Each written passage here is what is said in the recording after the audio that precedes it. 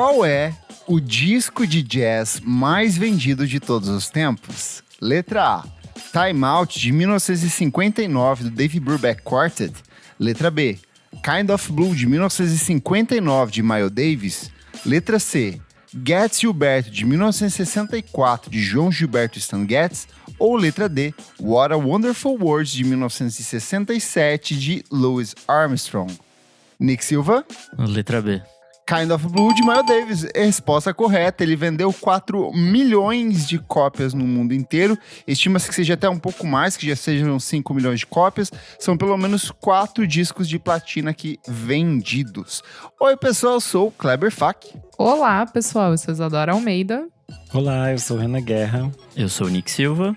E no programa de hoje, como começar a ouvir jazz? A gente vai apontar os caminhos para os não iniciados e discutir qual é a melhor forma de começar a ouvir jazz. E para participar dessa conversa, nós temos a presença especialíssima do Rodrigo Correia, ele que é educador, oficineiro, editor, músico, produtor de eventos, podcaster e idealizador do Balanço e Fúria, podcast interessantíssimo de música aí pra você que quer dar uma aprofundada e sair dessas pataquadas aqui que a gente sempre lança toda semana. Rodrigo, seja muito bem-vindo ao nosso podcast. Que honra enorme ter você aqui com a gente. Muito obrigado, eu que agradeço. Um reminho, obrigado por esse monte de adjetivo também, a minha pessoa. Espero conseguir cumprir com tudo isso aí em algum momento. Enfim, fico feliz também, já vou começar esse episódio pedindo licença e desculpa aos meus amigos e conhecidos que são manjadores de jazz de verdade, e eu acho que a principal questão que fez eu achar uma boa ideia falar é que é um episódio para pessoas que vão começar a ouvir jazz, e eu me considero uma pessoa que está começando a ouvir jazz. Então, Exato. Talvez o ponto que eu vou trazer aqui é esse, assim. Enfim, é isso. Perfeito. Obrigado. Seja muito bem-vindo. Isadora, antes o quê? Antes, a gente pede para quem tá ouvindo aí, você que está iniciando, né? Você que é um ouvinte iniciante aqui do podcast e ainda não segue a gente nas redes sociais, vai lá, @podcastvfsm em tudo. Temos o nosso site, vamos falar sobre música.com.br. Todas as dicas dos episódios ficam compiladas por lá. E também temos o nosso Padrim, padrim.com.br/podcastvfsm. A partir de R$5 vocês nos ajudam a manter o TI aqui, mantendo essa bagaça funcionando. E contrapartidas são várias. Vocês podem participar aqui da gravação, que tem um monte de gente. Kleber, quem que tá aí? Olha, hoje nós temos aqui o Rafael Dutra, Fabrício Neri, Jefferson Kozenieski, Leonel Moura, Gabriel Benevides, Henrique Almeida, Beatruzes, Eduardo Távora, todos eles com seus bloquinhos na mão para anotar as nossas dicas de como começar a ouvir jazz. E a Maria Lua, que já falou aqui ó, que o disco mais vendido de jazz de todos os tempos é Lady Gaga Tic-Tic com o Tony Bennett, que faleceu recentemente, né? Ai. Então, gente, se você for um apoiador, você pode participar dessas palhaçadas aqui com a gente. Vocês recebem os episódios com muita antecedência, participam do nosso grupo fechado no Telegram, onde rolam várias fofoquitas e debates musicais. É isso, vamos começar? Boa, vamos falar sobre música, meus amigos? Bora! Antes da gente começar aqui, sempre bom lembrar, na edição de número 95, nós apresentamos os caminhos para quem quer começar a ouvir MPB, em um especial que ainda contou com participações especialíssimas de Vado e Tatá Aeroplano. Na edição de número 104, nós recebemos o jornalista Pedro Ascar em uma conversa sobre como começar a ouvir música eletrônica. Esse programa era para ter participação da Isadora Almeida, mas deu falha no seu áudio, lembra? Então você foi praticamente cortado. Eu fui apagada. Você não existe nesse programa. Na edição de número 138, nós recebemos os queridíssimos Monk Jaman e Nicolas Prado em um especial sobre como começar a ouvir reggae. Na edição de número 205, nós abrimos as portas do nosso podcast para bater um papo especialíssimo com a Flávia Durante, em uma edição que ajudou a gente a construir pontes para ouvir música latina. Foi um papo excelente também. Então a gente volta agora nesse podcast com foco em jazz. Eu vou começar perguntando aqui pro nosso convidado. Ô, Rodrigo, como que foi seu primeiro contato com o jazz? Você lembra? O primeiro talvez eu não lembre, porque o jazz dos anos 50 em diante, eu não sei se até um pouco antes, ele era bastante utilizado como trilha sonora de desenho animado, né? Então, Pica-Pau, Peanuts, essas coisas todas tinham lá o Vince Guaraldi, Stan Getz como músicos, pessoas que compuseram trilha sonora desses desenhos. E talvez aquela musiquinha que eu ouvia enquanto assistia algum desenho fosse algum desses grandes nomes do jazz tocando enquanto eu assistia desenho. Mas o jazz, enquanto algo que me chamou a atenção a partir da sua forma em si, eu acho que eu fui sendo convencido, né, pelo jazz. E algumas coisas foram servindo ali de mediador para eu encarar o jazz e achar isso algo muito próximo das coisas que eu gostava antes de me relacionar com isso. Eu acho que a primeira coisa... Eu tinha um vídeo da Blind Video Days, um vídeo de skate, que era o Mike Gonzalez. E a trilha sonora, se eu não me engano, era John Coltrane, acho que My Favorite Things. E era um vídeo de skate com uma trilha sonora que era do Coltrane. E, obviamente, uma belíssima parte, por conta da trilha sonora, combinava muito. E eu achei bonito. Aí depois, muitas coisas relacionadas ao rap me abriram musicalmente, não só pro jazz, mas pra música brasileira também. Acho que essas duas coisas, assim, por conta do rap. Tinha um programa na TV Cultura, no Manos e Minas, um quadro no Manos e Minas, que era o Discoteca Básica. Que os DJs iam lá e ficavam mostrando os discos, e eu tipo, mano, por que o KLJ não tá falando de Gangstar e tá falando do Djavan e tá falando do Coltrane? Tipo, fui entendendo aos poucos que a base disso tudo, além da música brasileira, era o jazz. E, bom, aí eu fui percebendo, não é à toa que os grupos de rap que eu mais gosto são muito influenciados pelo jazz. O Tribe Called Quest, De La Soul, tudo tinha basicamente essa bagagem. Jazz Matas, que apesar de ver no nome das músicas, assim, eu não ia buscar o sample original, a música, não ia pesquisar. Isso por volta dos 17, 18 anos. Enfim, aí a realização absoluta com o jazz, assim, de começar a pesquisar minimamente ou entender do que se tratava, veio um pouco mais tarde e muito orientado pelo viés político da história do jazz. Aí eu acho que tem esse segundo rolê que faz eu me voltar para as obras, ver os discos inteiros, os selos e nananã. Aí já estava na faculdade. Acho que é por aí. Caminho sem volta. Boa. Isadora Almeida, você que foi criada com um pai que era apaixonado por jazz, como é que foi ouvir isso em casa aí?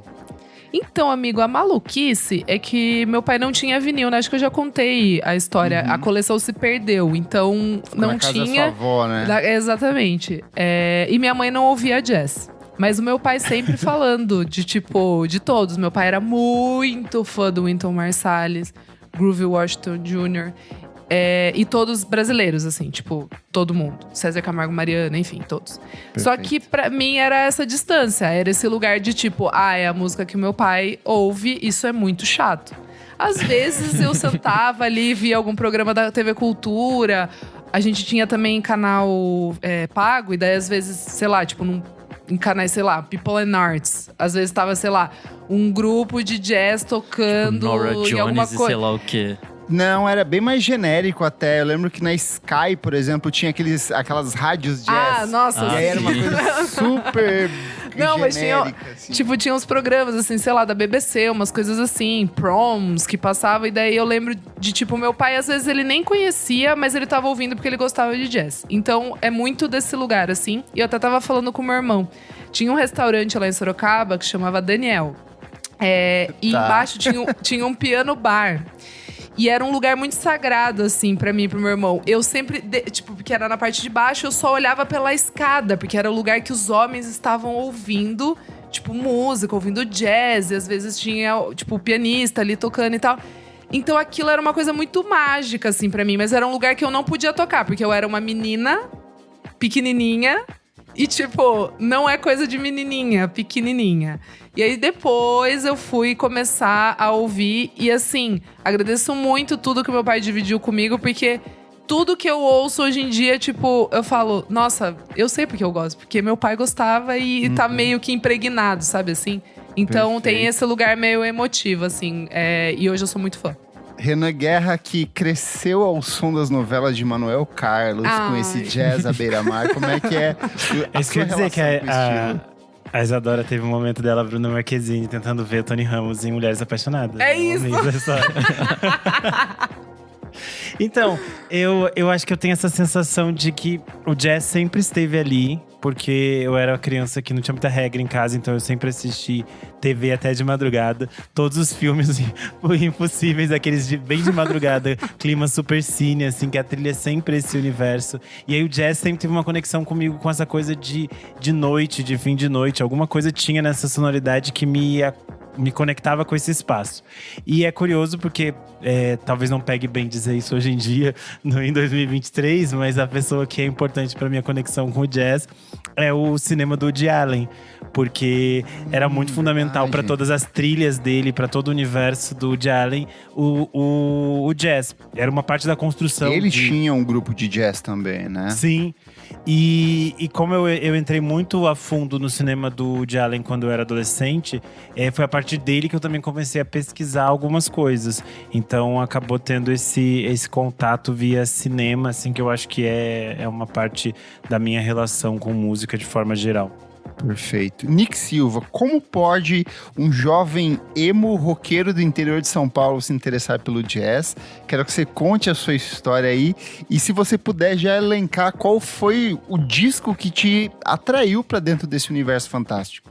Então, eu na verdade, quando era criança, eu odiava jazz, assim. Acho que a primeira coisa que eu ouvi, assim, foi tipo Frank Sinatra ou algo do tipo, desses cantorzões de jazz, Chet Baker, sei lá. Eu achava chatíssimo, achava muito lento, achava que não chegava a lugar nenhum. Daí, enfim, na adolescência, eu cheguei no jazz afro-cubano através do The Mars Volta, principalmente o segundo disco, né? Então, era uma coisa ali super adjacente e tal, mas estava lá de alguma forma o jazz. Mas sei lá, pra mim sempre teve essa coisa da intersecção de ouvir o jazz meio enviesado, assim, ouvir o jazz a partir de outra coisa. Pra mim, acho que o disco que mais me abriu os olhos nesse sentido, e os ouvidos assim, também. Foi o Kendrick Lamar, o To Pimp a Butterfly, que, né, é um disco de rap, mas é totalmente calcado no jazz. Então, isso, sei lá, foi 2015, então demorou muito pra eu, de fato, me embarcar no jazz como algo que eu levo pra vida, assim. E aí, a partir desse disco, eu fui descobrindo outras coisas, principalmente o Herbie Hancock, que pra mim fez essa ponte muito legal, que o Herbie Hancock tá no To Pimp a Butterfly. E aí eu fui ouvir as coisas dele e descobri o Headhunters, que é um disco de jazz funk, jazz fusion, que eu amo, assim. Então, me abriu a cabeça pra entender que, tipo, o jazz podia se integrar com tantas outras coisas e a partir daí eu fazer a pesquisa e ir pra onde eu queria. Então, pra mim foi muito esse caminho. E você, amigo? Cara, eu gostei muito que o Rodrigo começou puxando o desenho, porque pra mim é a mesma fonte do jazz. Eu cresci assistindo desenho. Então, Cowboy Bebop foi muito depois. O desenho que me abriu a cabeça pro jazz foi Hey Arnold, da Nickelodeon. Nossa! Que é o disco de um menino, tecnicamente, que mora com os avós ali. Os pais meio que abandonam ele ali. Não abandonam, tem uma questão ali. A trilha sonora, ela era toda jazz. E eu lembro que eu acordava de madrugada pra assistir. E tinha um ar muito melancólico. Tinha um saxofone solitário tocando. Eu lembro muito do quarto dele, que é o meu quarto. Eu sempre falo que se um dia eu for milionário, o meu quarto vai ser igual o quarto do Hey Arnold, assim, que eu acho fascinante. Então tinha essa melancolia, mas acho que principalmente o Tom e Jerry. O Tom e Jerry tinha uma trilha de jazz muito forte, até porque tem um pano de fundo de negritude muito explícito no Tom e Jerry. Ora, extremamente racista nessa questão do estereótipo, mas ora de valorização da cultura negra. Então é muito contraditório, assim, muito de um retrato de um tempo também. Então me chamou muito para esse estilo que eu achava muito curioso e desde sempre já muito melancólico nessa abordagem, mas eu acho que o ponto de virada para mim foi com 15, 16 anos, quando eu fui ouvir o Radiohead com Amnesiac, e eles encerram o disco com Life in a Glass House, que é essencialmente um jazz, e aí eu fui pesquisar o que é o Amnesiac, o que é o Radiohead, e eles citavam três artistas como referência, né? Que era o Aphex Twin, na questão eletrônica, eletrônica, o Krzysztof Penderecki, que é o compositor polonês na questão das óperas e tudo mais, dessa música de vanguarda, e o Miles Davis na questão do jazz, dessa música, dessa melancolia fina, tudo. E aí eu caí numa coisa chamada Kind of Blue, que eu tenho vinil aqui, que foi uma das primeiras vinis que eu fiz questão de comprar, assim, e me abriu o mundo, assim, então é uma coisa que é muito presente no meu dia a dia, sempre ouço, sempre faço questão de ouvir, assim, o tal do menino jazz. E aí tem um outro disco brasileiro que também foi muito importante pra mim por cruzar todos esses elementos que o próprio Rodrigo falou de skate, urban music, electronic, jazz, que é o Punks, que é o primeiro álbum de estúdio do Guisado, do Guilherme Mendonça, que é um cara que meio que circulou por todos os artistas brasileiros que eu gosto muito, tipo, Karina Bu, tem música com ele, então ele tem esse disco de 2008, que é um trabalho sensacional, que me atraiu ainda mais para esse segmento, que foi bem na época que eu tinha 18 anos completos, e falei, cara, tem muita coisa aqui. E embora existam inúmeras interpretações, o jazz é quase sempre classificado como música de improviso. Parte desse resultado vem justamente do encontro entre diferentes culturas oriundas dos povos africanos e europeus em Nova Orleans, a cidade no estado de Louisiana, nos Estados Unidos, por volta de 1890 e 1900. Segundo o historiador Eric Hobsbawm, ele explica que o jazz não nasceu de forma isolada em Nova Orleans, mas a cidade é considerada o berço do estilo porque foi lá que bandas de jazz surgiram como um fenômeno de massa que acabou se espalhando por todo o mundo. Em Nova Orleans, o caldeirão de ritmos e danças se manifestava nas marchas militares, nas músicas populares inglesas e espanholas, no balé francês, nos coros católicos e protestantes, além dos shouts, como eram chamados os cantos de lamento dos negros. E o trompetista Wynton Marsalis define que o jazz abre aspas, o verdadeiro poder e a inovação do jazz é que um grupo de pessoas pode se reunir e criar arte improvisada e podem negociar seus interesses entre si. E essa negociação é a arte. Partindo disso aqui, eu queria perguntar para você, Rodrigo, o que você interpreta como jazz? Como que a gente explica jazz para uma pessoa que não tem a menor noção do que é? Como que eu traduzo essa coisa que é extremamente complexa, tem vários gêneros, subgêneros, de uma forma muito simples? Como que você explicaria jazz para uma pessoa novata?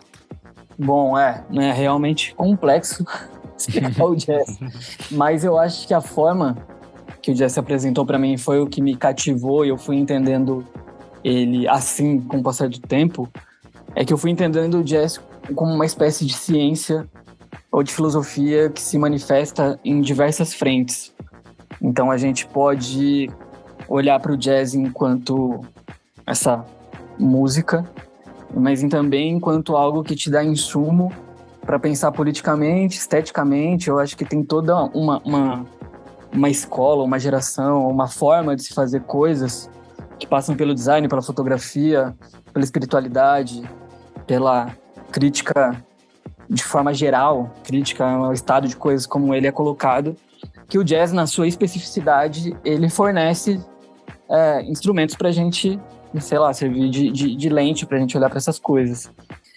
Eu, como uma pessoa que tendo a me apropriar mais da expressão a partir das coisas que estão ali meio que na periferia da coisa toda, sei lá, eu não sou a pessoa que mais ouve jazz. Jazz não é o gênero que eu mais escuto, assim, por exemplo. Então a minha relação tá muito mais com essa conformidade ampla, assim, que eu bebo muito desse aspecto filosófico, do aspecto estético, da produção visual da coisa e obviamente também da música.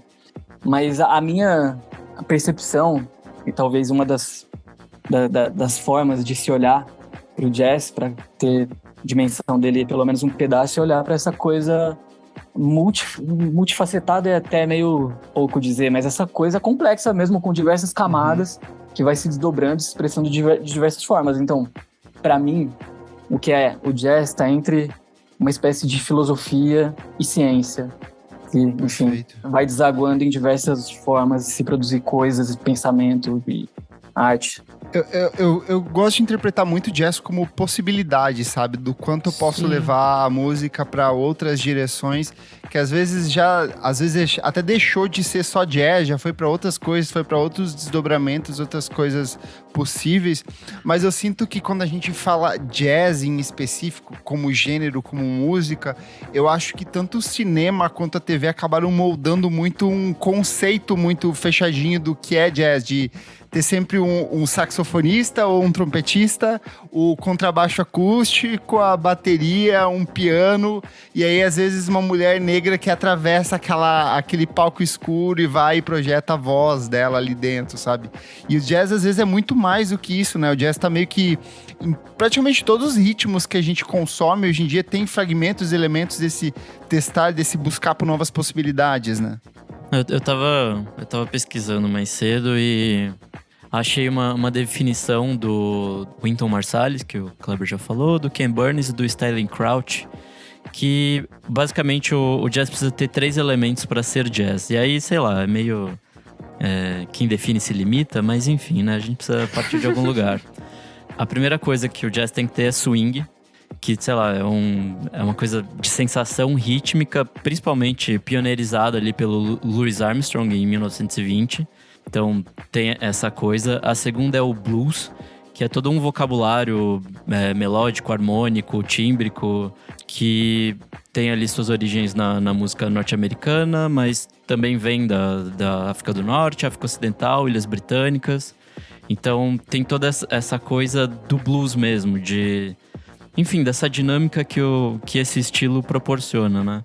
E o terceiro é realmente a improvisação, que é sei lá, a gente vê muito dessas coisas, desses songbooks, sabe? Dos anos 50, principalmente. E aí, sei lá, tem 2 caminhos que essas coisas podem tomar. Ou é essa coisa meio música orquestral à la filmes da Disney, ou pode ser o jazz mesmo, que tem essa cara do improviso e tem essa coisa da decisão coletiva, de quando você recolhe, quando você vai fazer seu solo. Enfim, todas essas decisões que são tomadas em conjunto e não viram caos, né? Porque acho que isso é importante também. Soar como música, ainda que soe meio anárquico, sabe? Tem uma coisa, talvez a minha resposta tenha sido meio evasiva, assim, meio... Mas pra ser o contrário da minha primeira resposta, dá uma bastante hermética. Pra fazer jus também a declaração de muitas pessoas que defenderam o jazz enquanto tal. Agora vai me falhar, enfim, referenciar exatamente quem disse isso. Mas enfim, só pra fazer justiça, jazz é um termo dado pela crítica de forma até relativamente pejorativa, e o que os músicos reivindicavam era o lugar de música clássica americana, música preta clássica americana. E essencialmente radical e com uma potência política fundamental. Então eu acho que para ser o contrário da evasividade da minha primeira resposta, tem essa aqui também que eu acho que pode caber, assim, no que eu percebo a respeito do jazz, acho que é por aí. Eu acho que como toda boa música norte-americana do século XX ali, tudo começou como música preta e foi acabando sendo tomada pelos brancos, né? Acho que o jazz talvez nem tanto, mas tem muito disso, né? Tanto sim, amigo. Se você for pegar o jazz, tecnicamente era o que seria o rock no sentido de ser algo provocador, de ser algo crítico, de ser algo contestador. Sim. E que depois vai se moldando, né? Pra a aderência da própria indústria ali, né? Se você pensar, muitos desses artistas, inicialmente na primeira metade do século XX, eles tocam em espaços que eles geralmente nem poderiam entrar. É muito usual. Quando você lê a biografia da Billie Holiday, você tem várias histórias dela e dos músicos que tocavam com ela, e eles entravam em espaços que geralmente eles não poderiam consumir, eles tinham que entrar, tocar e sair daqueles espaços. É uma história também calcada nessas relações raciais que são muito fortes e muito simbólicas. E é interessante pensar, eu fiquei refletindo muito nisso, como a gente define o jazz, porque na minha cabeça tem definições muito claras do que é o jazz, o que eu entendo como jazz, construídas por esses imagéticos midiáticos que a gente consome desde sempre, que estão aí. E é curioso como esses imagéticos às vezes podem limitar um gênero que é muito mais amplo, né? Como você falou, a gente tem essas imagens muito pré-definidas do que é o o jazz e de uma sonoridade específica que é encontrada, mas é muito interessante como o jazz deságua em outras possibilidades sonoras quando se encontra com diferentes gêneros. Que eu acho que, por exemplo, no Brasil, é esse casamento entre a bossa nova e o jazz, e a formatação do jazz com o encontro com outros ritmos negros, como por exemplo o samba. Eu acho que isso cria outras possibilidades e a gente às vezes ignora essas conexões. E pode ser até talvez porque no Brasil a gente tem uma formação musical extremamente rica, em que a gente é muito naturalmente conectado com a bossa nova e com o samba, e às vezes a gente acaba esquecendo da riqueza que esses gêneros têm de complexidade sonora mesmo, rítmica. Então pra gente é muito natural o que o Nick falou do swing.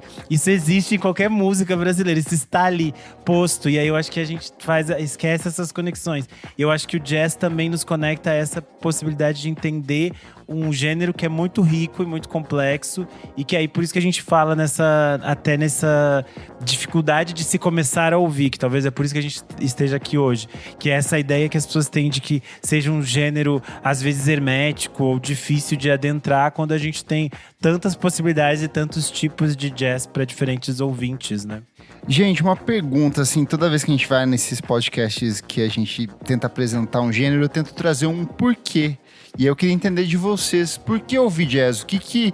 Quais são as possibilidades? Por que vale a pena? Por que mergulhar nesse estilo? Porque às vezes a gente tem algumas respostas muito imediatas. Quando a gente ouve pop, é por um escapismo, por uma libertação. Música eletrônica, às vezes por esse sentido também, o rock também. Por que o ouvinte, o novo ouvinte, deveria ouvir jazz? O que ele vai encontrar? O que ele deveria buscar no jazz? Vocês têm algo que vocês buscam no jazz quando vocês vão mergulhar em algum disco do gênero? Eu acho que pra mim, essencialmente, tirando a parte técnica e todas as outras coisas que a gente entende enquanto a gente pensa sobre música, mas falando diretamente, eu penso em sensações específicas que o jazz me conecta, que eu acho que são positivas e interessantes pra mim. Que eu acho que é se conectar com essa coisa que pode ser a melancolia, que pode ser enxergar essa beleza em outras coisas, enxergar algum tipo de beleza, apesar de todos os horrores do mundo, essas coisas todas. Eu acho que o jazz me conecta com essas possibilidades de sensações que às vezes não precisam ser explicadas necessariamente em palavras, mas que o som e o ritmo conseguem me conectar. Eu acho que nesse sentido mais poético. Gostei. Acho que eu vou um pouco nisso aí. E eu vou também uma coisa de... Eu gosto de ouvir jazz quando eu tô geralmente com a cabeça cheia e eu quero esvaziar ela encontrando significado em coisas que não são explicáveis. Ou necessariamente faladas, né? Meio o que o Renan falou, mas o meu momento, assim, é geralmente quando eu quero relaxar ou quando eu tô com a cabeça muito cheia e eu quero jogar pra outro lugar as coisas que estão na minha cabeça, entende? Quero que eu me leve num flow diferente. E você, Rodrigo, o que você busca no jazz? Essa é uma boa pergunta. Se é que você busca alguma coisa. Eu lembro, sei lá, quando entrei na faculdade, fiz um semestre de letras e a professora falou, às vezes as pessoas vêm perguntar por que literatura, não sei o quê. Daí, por nada, literatura não serve pra nada. E eu lembro de ficar meio chocado com essa resposta, porque ficava buscando a razão em tudo que a gente fosse fazer. E acho que há um pouco esse lugar também na dimensão de conceber uma obra. Pode ser arte visual ou pode ser o jazz, como que a gente se coloca diante da obra. E a minha ideia para isso é de talvez não ter ou não buscar algo, não ter nenhuma expectativa e não buscar algo. Porque, pelo menos no caso do jazz, eu tive algumas respostas ouvindo algumas coisas quando eu não estava procurando. Tem uma música do Sun Ra, When There Is No Sun, que é um mantra, basicamente. Assim, com essa frase, When There Is No Sun. A primeira vez que eu ouvi essa música foi antes de dormir. A minha relação com ela foi... Abriu-se algo no meu vocabulário que ainda não tem nome, mas que foi experimentado a partir da escuta dessa música, assim.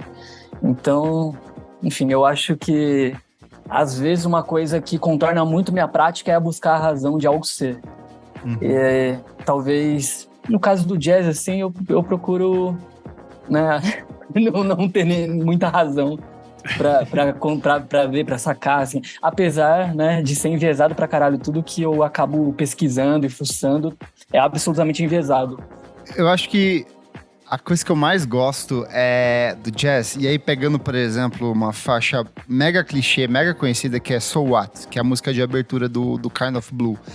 A vida segue numa regularidade, existe um compasso, existe uma estrutura montada ali, e você vai seguindo essa estrutura durante um intervalo de, sei lá, 2, 3 minutos, e parece que vai seguir só nisso, e de repente tudo silencia, entra o trompete do Miles Davis e as coisas te jogam para direções em que você não estava preparado para você ir, sabe? Eu acho que essa é a beleza do gênero. Às vezes você vai pegar, sei lá, 20 minutos de repetição de um estilo e que as pessoas estão se ajustando ali dentro desse palco, que estão se ajustando em estúdio, e de repente ele vai falar assim: dá a mão aqui, eu vou te levar para um outro lugar. E aí ele te joga num lugar onde você não tinha a menor noção para onde você estava indo.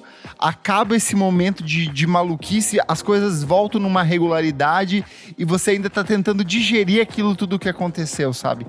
Então eu acho que esse senso de imprevisibilidade que pode e não pode acontecer no jazz, às vezes você pega uma faixa que é só um exercício, é só um esboço de alguma coisa ali. Então esse senso de brincar com as possibilidades dentro de estúdio, nos palcos, e eu acho que principalmente nos palcos, que eu acho que o jazz é o tipo de estilo que, quando você pega uma boa banda de jazz ao vivo e que ela te joga para umas direções que você não tinha a menor noção, e aí você só olha pro seu amigo do lado e você fala assim: foda, né? Então, eu acho que tem essas coisas de te estimular criativamente de um jeito que você não tava pensando, sabe? Sobre expectativa e não expectativa ao mesmo tempo, né? Tipo, você fica meio numa... E eu gosto também da tensão que algumas músicas de jazz trazem.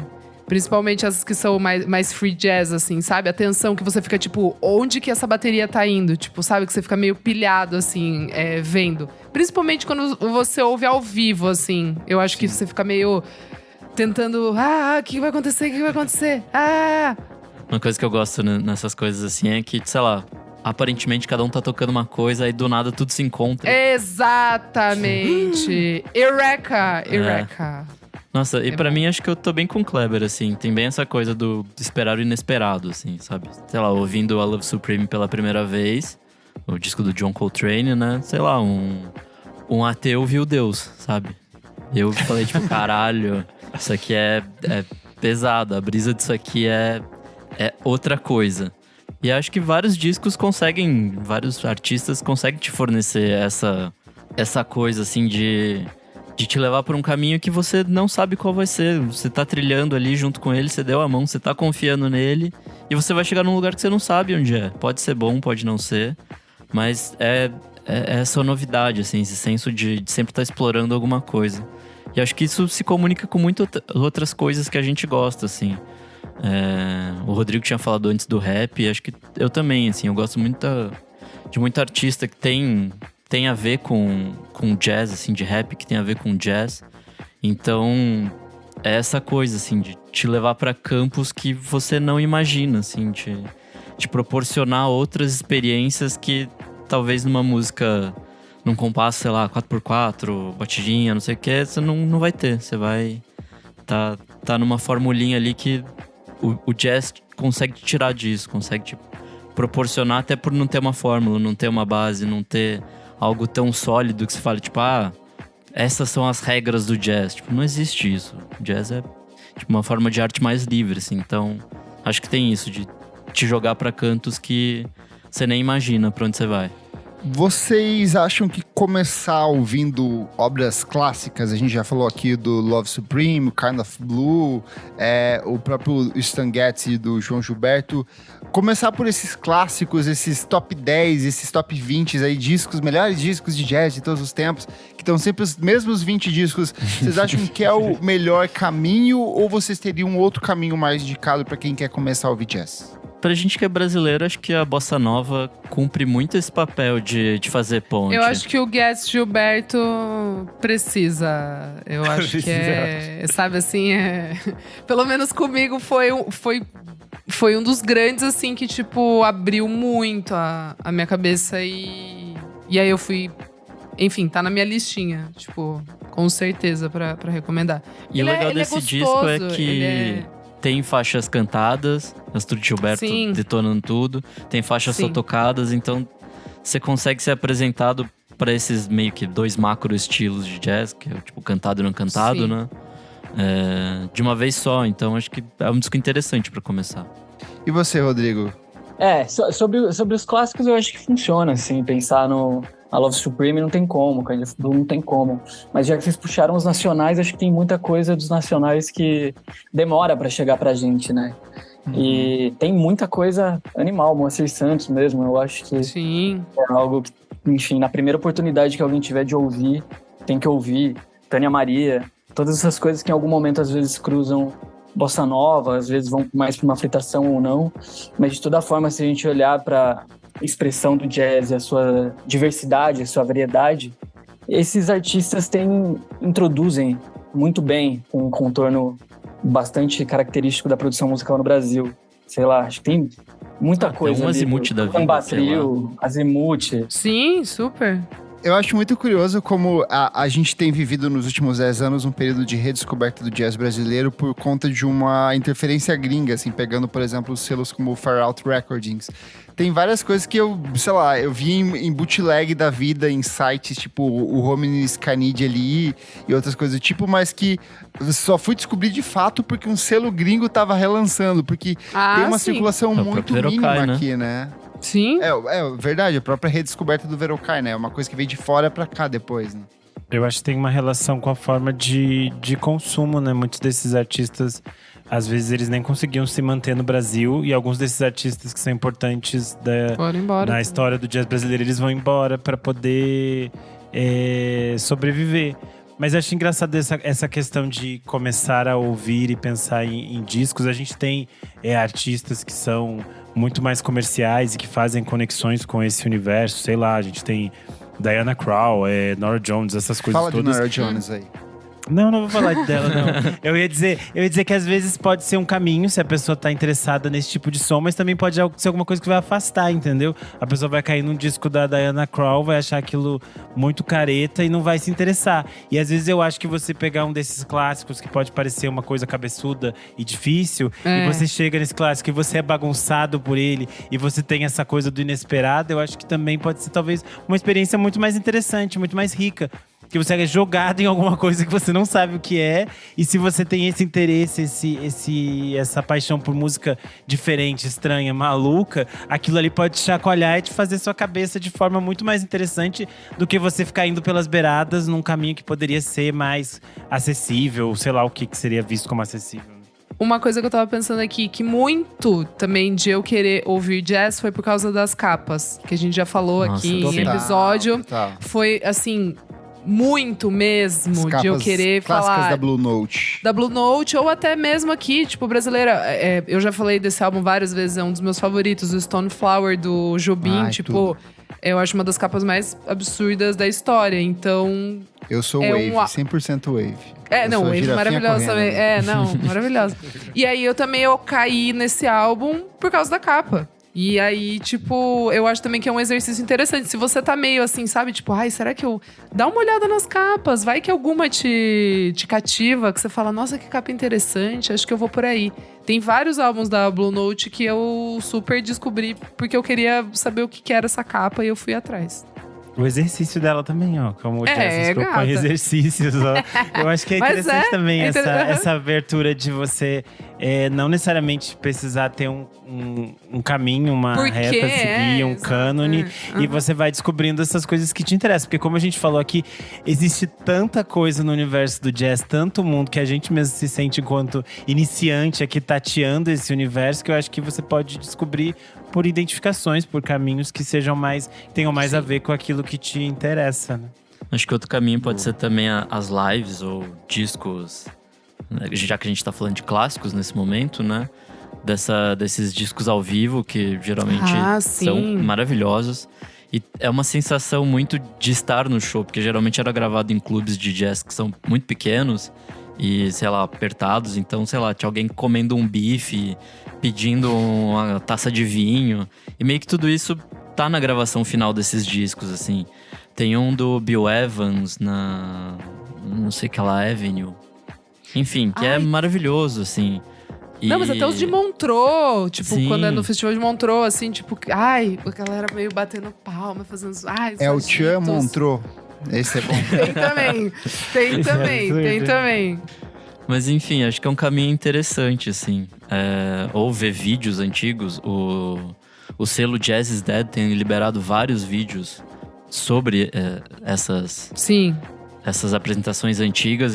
Então é um jeito muito interessante de ter contato com essa música ao vivo que, sei lá, o jazz pra mim é basicamente, essencialmente ao vivo, assim.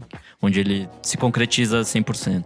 Esse que eu falei é Bill Evans at the Montreux Jazz Festival. É maravilhoso esse álbum, sério. Ouçam. Boa. Tipo, às vezes os caminhos podem ser bem inesperados. Eu comecei a ouvir muito, ouvindo artistas que eu tinha interesse, que as pessoas falavam o nome, e aí eu ia ver eles gravando, sei lá, o songbook de alguém. E aí eu achava legal. Foi assim que eu fui adentrando nas coisas da Ella Fitzgerald, porque eu ia entrando, tipo assim, songbook dela gravando tal compositor, ela gravando as maiores canções. Daí eu ia ouvindo e ficava assim, nossa, por isso que a mulher é foda, né? E aí você vai descobrindo coisas malucas.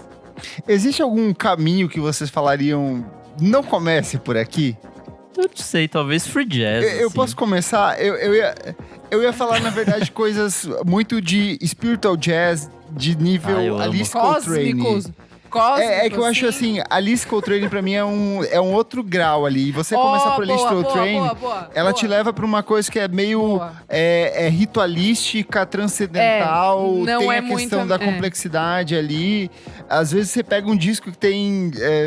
os discos têm, sei lá, 4 horas de duração. Um monte de coro de vozes e instrumento e tudo mais. Boa. Eu deixaria a coisa do spiritual jazz, é uma das coisas que eu mais tenho ouvido nos últimos tempos. Oficialmente está na lista de discos que eu separei pro final do programa. É que eu acho muito maluco, assim, pro novato, sabe? Mas se você ouve um post-rock, você tá no meio do caminho.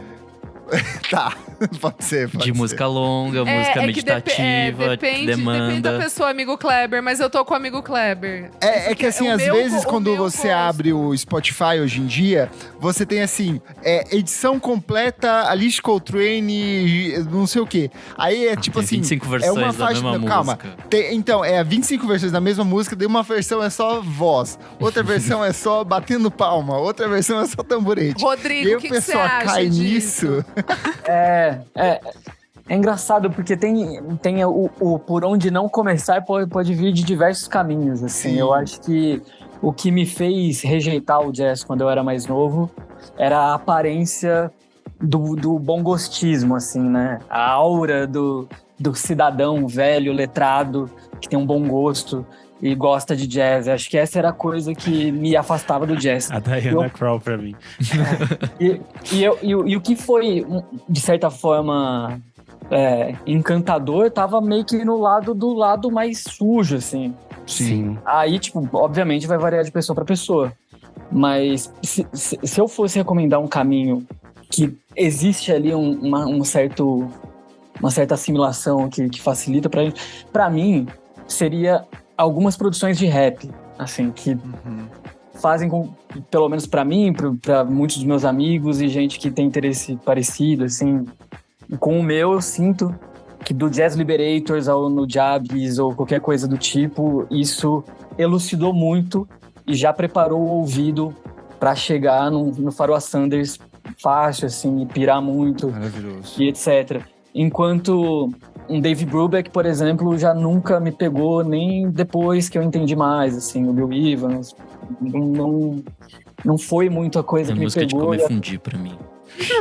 Tipo, a paixão pela ideia do jazz foi sendo nutrida justamente pelo afastamento, apartamento total desse rolê de show sentado, tá ligado? Era um rolê mais visceral, assim. Quando eu entendi como uma parada visceral foi quando eu comecei a gostar mais. E eu acho que hoje em dia a gente vem vendo produções que estão se aproximando. Não que isso tenha se perdido no meio do caminho, mas eu acho que ficou muito marcado como uma expressão de ver show sentado tomando vinho. E hoje em dia já tem gente jovem produzindo coisas viscerais e que eu acho que a geração Z saca já muito mais do que a gente. sei lá, Shabak and the Ancestors, Sons of Kemet, coisas, a cena de Londres, de jazz, Sim. que retomam uma questão muito mais profunda do que E muito mais uma política, música. né? E muito mais política Sim. também. E eu não acho que a geração Z tá despreparada para esse tipo de coisa, assim. Acho que é uma molecada que já saca. Então eu acho que pros boomers e uma galera um pouco mais velha com uma série de preconceitos com o jazz, um bom caminho, talvez fosse uma pesquisa que associe com outras coisas, inclusive as questões políticas, as questões de produção visual, a interação com o rap, e que envolve muitos dos clássicos. O que você falou sobre o Coltrane e Love Supreme, do Ateu Ver Deus, é algo que eu acho que é difícil passar pela experiência de ouvir o Love Supreme e não se sentir assim. Ou até Alice Coltrane mesmo, com o Journey to Satchitananda lá. Acho que são coisas que colocam nesse lugar. Eu tava vendo um post de uma galera no Reddit comentando o quanto tem gente migrando dessas playlists de lo-fi beats pro jazz. Caralho, que Meio que legal. sendo um caminho natural, sabe? Porque as pessoas já, elas ouvem isso já meio que no dia a dia delas ali, como uma música de fundo, acaba se interessando por uma coisa ou outra, o trabalho de um produtor ou outro, cai no sample, aí descobre que o sample é um disco clássico de 1950 e poucos, e aí pronto, criou-se um laço com o jazz ali, meio que instantaneamente, quase. Exato, eu acho que esse é um caminho sem volta. Porque aí tudo vira associação e se desdobra. Aquela Laufi também é uma cantora nova e tal. Ela tem feito Total. bastante sucesso Começou no TikTok, e tal. no TikTok viralizou total, assim, o público jovem super comprou ela e ela teve críticas Sério? positivas. E teve Olha. críticas positivas em relação ao trabalho dela, assim. Ela puxa muita coisa de bossa nova, dessas coisas mais, tipo, anos 50, assim, de jazz. Existe bastante controvérsia entre o público jazz head aí, se ela é jazz ou não. Mas, enfim, é um caminho legal, assim. Nunca achei que alguma coisa do estilo desses jazz mais tradicional faria sucesso no TikTok, sabe? Então, é interessante para apresentar um novo público essas coisas mais standard, assim. Galera, pra gente encaminhar aqui já pro final, eu queria pedir que cada um montasse seu top 5 aí, discos pra quem quer começar a ouvir jazz. E eu vou começar justamente pelo nosso querido Renan Guerra. O que você traz aí? Quais são os caminhos que você apontaria pra quem quer começar a ouvir jazz? Bom, eu fiz um caminho só meu aqui, especial. Mas eu fiz um caminho só com mulheres. Como eu sou… Olha, eu gosto muito de cantoras e mulheres, e é o que eu mais ouço e pesquiso. Eu comecei por elas porque são elas que me encantam. Então, eu acho que começa pela maior de todas, que é a Billie Holiday. Então eu coloquei aqui o The Billie Holiday Songbook. É um songbook de 1985, mas ele tem 14 faixas. Esse disco você encontra fácil no Spotify. E aí é bom que tem, tipo, os clássicos maiores da Billie Holiday. Tem My Man, Don't Explain, God Bless the Child, Strange Fruit. Então é tipo assim, é um aulão intensivão de Billie Holiday. Eu acho que ela é uma figura fantástica. Vale também procurar o documentário sobre ela, que é uma figura importantíssima. Na sequência, eu coloquei assim, pra quem quer ir mais intensa, o Best of the Songbooks da The Collection da Ella Fitzgerald. Não é o songbook completo, porque daí são 500 horas, mas esse aqui já tem assim uma média de 40 e poucas faixas. Tá então, bom. assim, são os 4 discos, você pode ir investigando. Se você não quer começar pelo primeiro disco, vai no segundo disco, mas são vários discos da Ella Fitzgerald. Também tá, tipo, nas plataformas de streaming. Eu tentei pegar coisas que sejam fáceis das pessoas acharem, pra também não fugirem. E aí chegou ela, polêmica, ó. Alice Coltrane, que eu coloquei aqui com Eternity, que é um disco de 1976. Ele tem só 6 faixas e ele dura pouco mais de 30 minutos, então não é tão absurdo, tão gigantesco, mas eu acho que é pra colocar nesse outro espaço de uma outra possibilidade. Eu acho que a Alice Coltrane tem essa perspectiva de também ser uma figura enquanto artista, enquanto mulher negra, de ter uma história, uma perspectiva artística e política muito interessante. Então eu acho que é muito legal de se descobrir os discos dela e o trabalho dela e toda a sua história. E aí, chegando ao Brasil, Eu coloquei aqui a Eliane Elias com Solos and Duets de 1994, que é o disco mais assim, pianinho, mais garota, piano bar, que ela toca em alguns sozinhas e em outras faixas ela toca ao lado de ninguém mais, ninguém menos que Herbie Hancock. Então acho que é um disco muito foda. A Eliane Elias é uma dessas artistas que a gente falou, uma artista brasileira que saiu do país para poder ter a sua carreira desenvolvida. Ela começou a estudar piano ainda adolescente com o Hamilton Godoy, que era do Zimbo Trio. Então ela tem um nome muito forte, ela tem uma carreira muito interessante em diferentes frentes. Tem discos que ela canta, tem outros que são instrumentais. Esse que eu escolhi aqui, o Solos and Duets, é instrumental, mas vale bastante a pena conferir. E por último, eu coloquei a Tânia Maria, outra brasileira que vive também no exterior. Ela mora hoje em dia na França, com Come With Me, de 1983. É o primeiro disco dela pela Concord Records, que é o mesmo selo gravadora que lança Sérgio Mendes, o Paul Simon, todas essas coisas. E esse eu acho que é um disco muito interessante, porque ela já mais experimentando as possibilidades sonoras que ela iria desenvolver ainda mais depois, mas ela já está conectada com esse som que é mais universal, mas ainda tem uma conexão muito forte com as raízes dela e com todas as conexões. Eu acho que a Tânia Maria é um desses nomes muito fundamentais que eu acho que às vezes as pessoas não desconhecem no Brasil e que vale a pena conhecer. É isso. E cadê a Diana Krall na sua lista? Eu não gosto da Diana. E você ouviu Diana Krall? Vocês sabem, Sábado né? à noite, Alpha FM rolando solto ali. Nick Silva, o que você traz aí no seu top 5? Eu roubei no jogo aqui, eu fiz 2 listinhas. A primeira tem mais a ver com o jazz, sei lá, fim dos 50, comecinho dos 60. Então tem Kind of Blue, do Miles Davis, que é um trompetista fudido. Um dos experimentos dele ali com o modal jazz, fudido demais. O segundo, o Time Out, do Dave Brubeck Quartet, pianista. Coisas do cool jazz ali, uns tempos esquisito. 1959 foi um ano essencial pro jazz, então acho que se você for estudar o jazz, vale a pena parar um pouquinho nesse ano. E eu vi bastante coisa desse ano, né? A terceira, Love Supreme, do John Coltrane, já falei. Faz ateu ver Deus, e esse disco é absurdamente maravilhoso. Mais um é o Charles Mingus, com o Mingus A1, de 59. Ele é um baixista fazendo um post-bop ali, maravilhosíssimo. E vamos fechar a lista aqui dos velhos com o Cornbread, do Lee Morgan, que é um trompetista fudidaço. Esse disco é de 65 e tem uma coisa ali meio hard bop, meio soul jazz, bem foda. E aí, a minha segunda lista tem coisas novas que a gente acabou não falando tanto assim. Quem não sabia? Sons of Kemet é uma banda que tem que ter em qualquer listinha. Eu escolhi o Your Queen is a Reptile, de 2018, fudido. Kamasi Washington com The Epic. Se você for ouvir, dá prioridade ao disco 3, que ele já começa com uma música fodida. É um skin de 2015. O Kamasi meio que revolucionou os campos do jazz aí a partir dos anos 2010. Mais um é a Nube Garcia com Source, disco de 2020. Esse disco é lindo. Até hoje eu choro porque eu não vi o show dela. Enfim.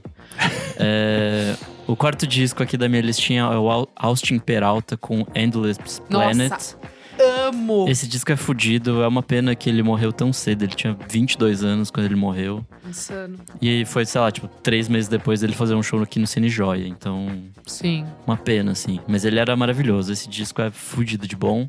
E minha última é o Robert Glasper Experiment com Black Radio. O disco eu já cansei de falar aqui. Mistura de jazz, hip hop, soul, pra quem quer fazer essa leitura do jazz a partir das coisas que podem ser anexadas ao jazz. Acho que vale a pena ter esse ponto de vista aí. E é isso. Isadora, seu top 5 sem essa de roubar de passado e presente. Bom, eu vou colocar Get Gilberto, porque eu acho que é a portinha ali de entrada. Comigo funcionou muito bem, álbum belíssimo. Amo Doralice demais, uma das minhas canções favoritas. Aí depois, eu vou vir com um álbum que eu acho também gostoso e fácil de assimilar, que é I Put a Spell on You, da Nina Simone, que eu acho maravilhoso. É absurdo, tem que ter. Tem I Put a Spell on You, tem também Feeling Good, que é bem famosa na versão dela. Tem Nemekitepa. Então, tipo assim, eu acho que esse é bem legal e introdutório, assim. São 2 álbuns bem ali pra você começar bem garota ouvindo. Aí depois, eu já venho com umas coisinhas um pouquinho mais elaboradas. Eu venho com Message From Home, do Pharoah Sanders, que eu me apaixonei nos últimos 3 anos, assim, tipo, pesado. E esse álbum em específico tem uma música que chama Ocean Song, que eu acho maravilhosa. Mas começa com Our Roots, que é também meio um mantra, assim, que é tipo 10 minutos, mas é muito interessante. Tipo, eu acho que não é uma coisa difícil. Eu acho que quando você já ouviu esses outros 2, então você vai ouvir esse terceiro, você já vai estar entendendo o que tá acontecendo no mundo jazz, entendeu? E, sei lá, Pharoah Sanders… Gigante. Pai, gigante. Absurdo. Aí depois eu vou com Pat Metheny, que eu já recomendei aqui várias vezes. Tive a honra de assistir esse show, eu e meu papai, bem na frentinha do palco, foi lindo. Eu vou indicar o Bright Size Live, que eu acho que eu já indiquei aqui também, que é um álbum de 76, que eu acho bem bonito. Tem uma coisa ali de jazz fusion, que daí já é uma coisa um pouco mais recente, vamos colocar entre aspas, assim, mas é interessante, assim, ver esse outro lugar do jazz.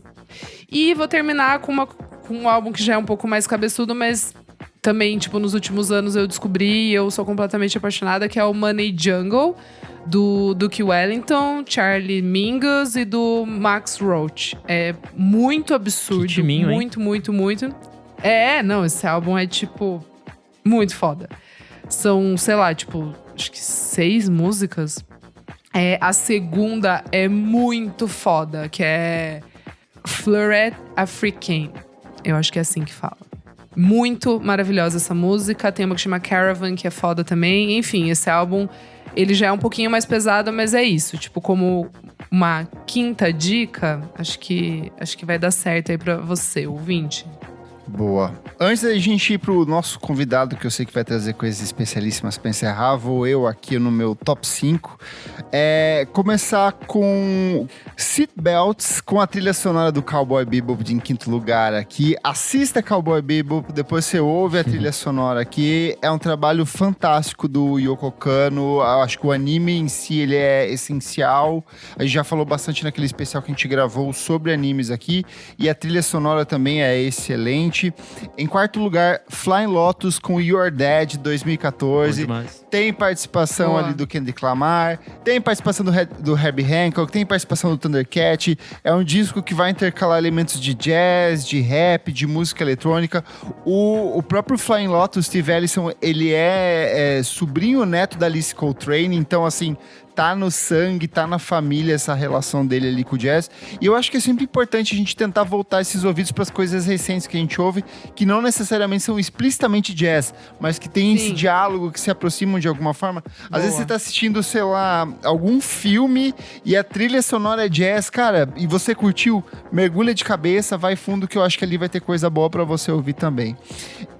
Seguindo aqui, depois de Cowboy Bebop e Flying Lotus, Thelonious Monk com o álbum Solo Monk, de 1965. O Thelonious tem vários discos que são meio que essenciais, cultuados. Eu acho que esse é o mais simples, é basicamente ele no piano ali. Então, assim, já que a gente tá falando de introdução ao jazz, eu acho que aqui tem essa coisa de fazer essa climatização, de te ambientar, mas tem alguns momentos de experimentação ali no meio. Seguindo com Joe Coltrane, ao invés de Love Supreme, eu vou recomendar o Blue Train, porque eu acho que ele é um pouco mais fácil de você digerir. Tem uma melancolia fina ali, a capa bonitona, essa luz meio que azulada ali, eu acho que é um disco fantástico. Ouça Giant Steps também, que é bom demais. Também, eu acho que aí é um pouco mais cabeçudo pra quem quer começar a ouvir. Eu recomendaria seguir no Blue Train.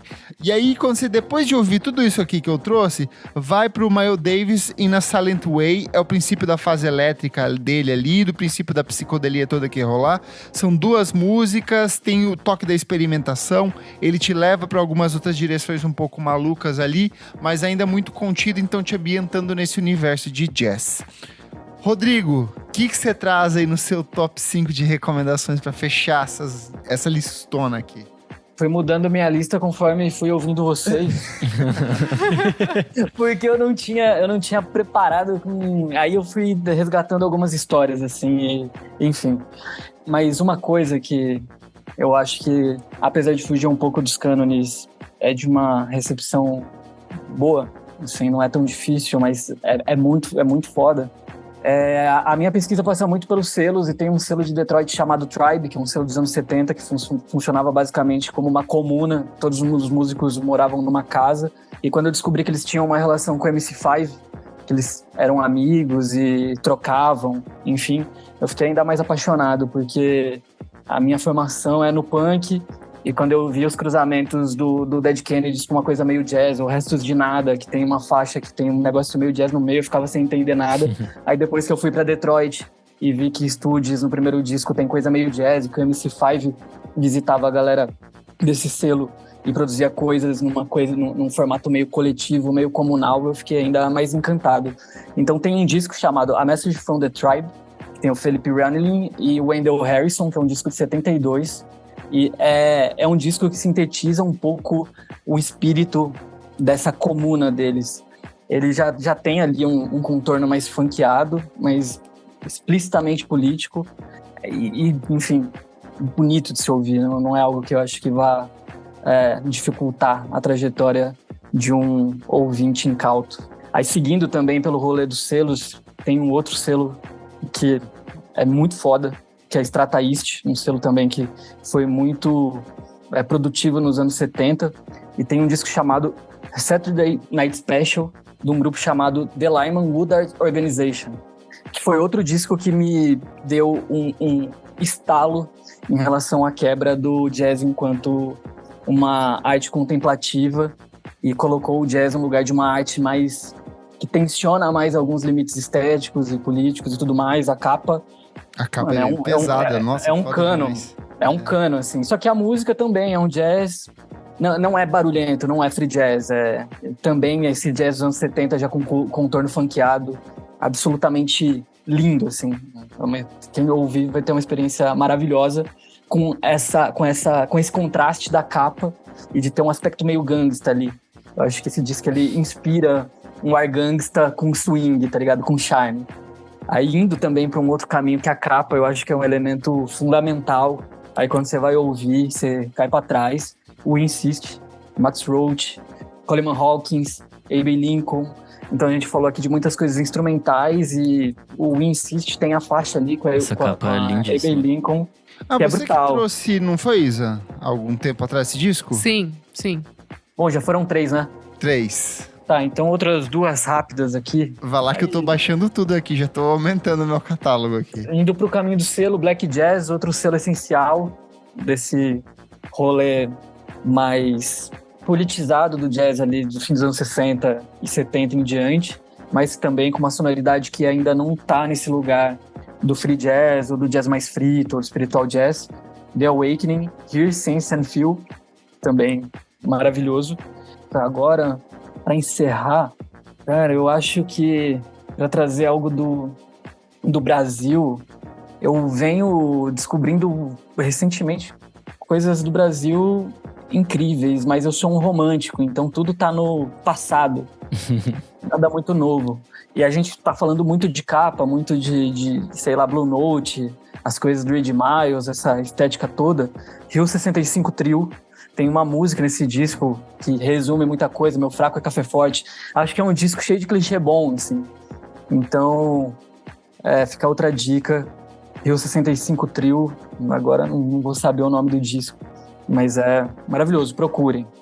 Aqui, a capa, o disco é homônimo também. Rio 65 Trio de 1965, Abre com Meu Fraco é Café Forte. Isso. A capa são 3 fotografias, tem uma escrita e um fundo preto, que é esse aqui. Isso mesmo. Esse. Boa. Esse. Bom demais também. Fechamos, meus amigos. Conseguimos apresentar um pouquinho de jazz para os nossos ouvintes. Um tiquinho de carimbó, hein? Perfeito, ainda é muita coisa para ouvir, é só um comecinho, a ideia é começar a ouvir mesmo, não é um final, é um começo, é um início de diálogo aqui. E você que está ouvindo aí, conta pra gente, sentiu falta de algum disco, qual que é a sua relação com o jazz, qual disco você acha que é essencial para quem quer começar a mergulhar no estilo. Vai lá no nosso Instagram na edição desse programa ou no nosso Spotify, que eu sempre deixo a perguntinha ali para você. A gente vai deixar esses discos listadinhos lá para os nossos ouvintes no grupo fechado para os apoiadores, então vamos colocar para todo mundo lá. Ô Rodrigo, deixa aqui esse espaço, já agradeço muito sua participação, foi incrível, já tô com aqui boas coisas para ouvir pelos próximos dias aqui. E onde as pessoas podem acompanhar o seu trabalho, te ouvir, te ler, fica aí esse espaço para você dar o seu serviço. Muito obrigado pelo convite, por confiarem nessa tarefa aí. Espero ter cumprido bem. E acho que muitos assuntos relacionados a jazz também tem no Balance Fúria, sobre capa, spiritual jazz, free jazz, enfim, vários desdobramentos. Procurem no Instagram, @balancefúria, tem no Spotify também.